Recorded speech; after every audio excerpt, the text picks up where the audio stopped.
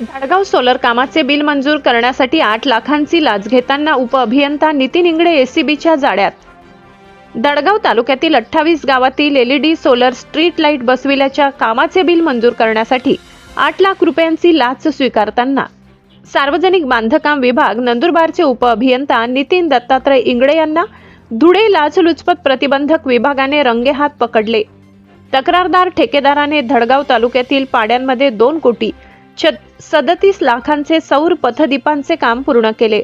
या कामाचे उर्वरित 2,02 लाखांचे बिल अदा केल्यानंतर त्यावर स्वाक्षरी करण्यासाठी आणि पुढील कामात अडथळा न आणण्यासाठी इंगळे यांनी सुरुवातीला 8,50,000 रुपयांची मागणी केली होती, जी तडजोडीनंतर 8 लाख रुपये ठरली।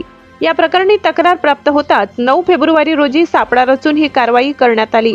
सदर कारवाई पोलीस अधीक्षक भारत तांगडे, अप्पर पोलीस अधीक्षक माधव रेड्डी व सुनील दोरगे यांच्या मार्गदर्शनाखाली पोलीस उपअधीक्षक सचिन साळुंखे, पोलीस निरीक्षक यशवंत बोरसे, श्रीमती पद्मावती कलाल, राजन कदम, मुकेश अहिरे, संतोष पावरा, प्रवीण मोरे, मकरंद पाटील, प्रवीण पाटील, प्रशांत बागुल, सागर शिर्के, प्रितेश चौधरी, रेश्मा परदेशी, सुधीर मोरे यांच्या पथकाने यशस्वी केली आहे।